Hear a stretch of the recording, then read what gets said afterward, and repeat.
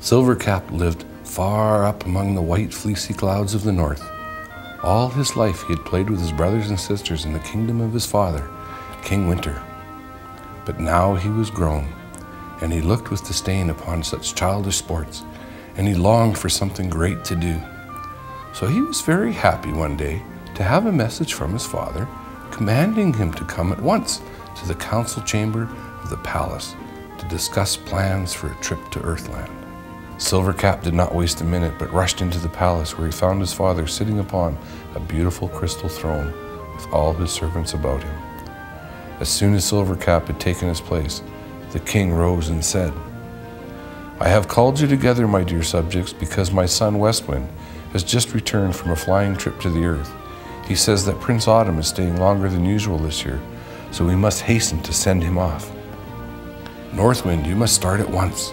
Attack the trees and scatter the leaves far and wide, for some of Autumn's fairies are still at work. Hurry to the gardens and fields. Snip off the heads of the goldenrod and aster. You understand your work. See that you do it well. Prince Snow, fill your bags with flakes from the mountains. Have them ready tonight, so that you may fly down early in the morning and scatter the crystals before the sun peeps out." When King Winter had given the orders to Prince Westwind, Prince Ice, and the rest, he turned to Silvercap. "My son," he said, "you are to be king of the frost fairies. They have been idle long enough. Just what they can do, I leave to you. Make your own plans, but never forget that you are a prince and the son of King Winter." Silvercap made a low bow to King Winter and left the council chamber. All the rest of the day he thought, all the night he thought, but in the morning he called the frost fairies together and said, "My father has made me your king.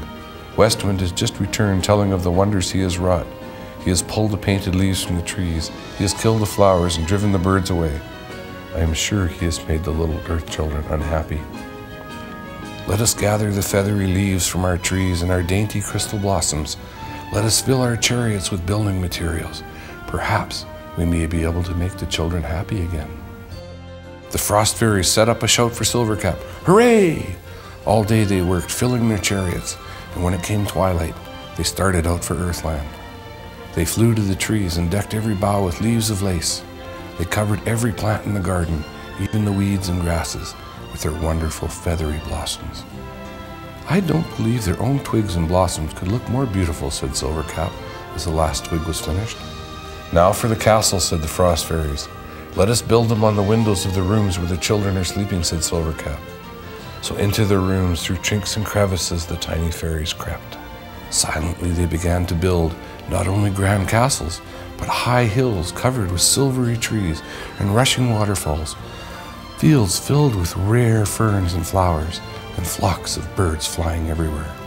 Just as the sun began to show in the eastern sky, the last chariot was emptied. "Into your chariot!" shouted Silvercap. "We must be gone." And away flew the frost fairies just as the children woke up crying, "Oh, beautiful trees! Oh, wonderful silver castles! Oh, kind, loving frost fairies!" And King Winter was so pleased with their work that he made Silvercap king of Frostland. Every winter since, he and his fairies come and work night after night to make the world beautiful for the little children.